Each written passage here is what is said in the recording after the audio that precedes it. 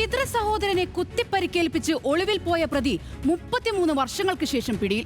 കോരുത്തോട് മൂഴിക്കൽ സ്വദേശി സുനിൽ കുമാറിനെയാണ് മൂന്നാറിൽ നിന്നും പോലീസ് പിടികൂടിയത്. പേരും മതവും മാറ്റിയാണ് പ്രതി ഒളിവിൽ കഴിഞ്ഞിരുന്നത്.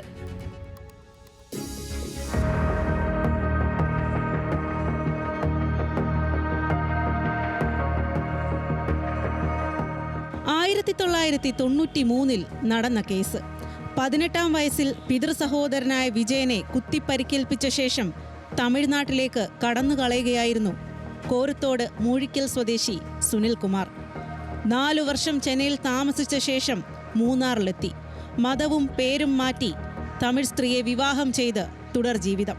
ഇതിനിടയിലാണ് പഴയ കേസുകൾ പുനരന്വേഷിക്കുന്നതിന്റെ ഭാഗമായി മൂഴിക്കൽ കുത്തുകേസും പെരുവന്താനം പോലീസ് പരിശോധിച്ചത്. 3 വർഷം മുൻപ് സഹോദരന്റെ വീട്ടിൽ സുനിൽകുമാർ വന്നുപോയതായി വിവരം ലഭിച്ചു.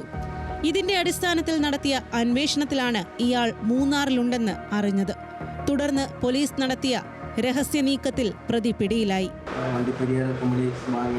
ചെന്നൈയിലും പോയി ഒളിവിൽ കഴിഞ്ഞ് വരികയായിരുന്നു. അതിനുശേഷം അയാൾ മൂന്നാറിലെത്തി മറ്റൊരു പേരിൽ ആധാർ കാർഡ് ഉണ്ടാക്കി മറ്റു മതം മാറി വേറൊരു സ്ത്രീ വിവാഹം കഴിച്ച് താമസിച്ച് വരികയായിരുന്നു.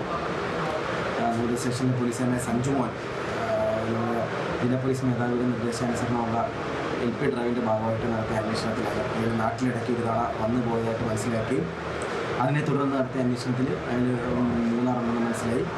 മാനസിക രോഗിയായ പിതാവിനെ സഹോദരന്മാർ മർദ്ദിക്കുന്നത് പതിവായിരുന്നുവെന്നും അതാണ് പിതൃ സഹോദരനോട് വൈരാഗ്യമുണ്ടാകാൻ കാരണമെന്നും സുനിൽ കുമാർ പോലീസിനോട് പറഞ്ഞു. കോടതിയിൽ ഹാജരാക്കിയ പ്രതിയെ റിമാൻഡ് ചെയ്തു. ന്യൂസ് മലയാളം, കോട്ടയം.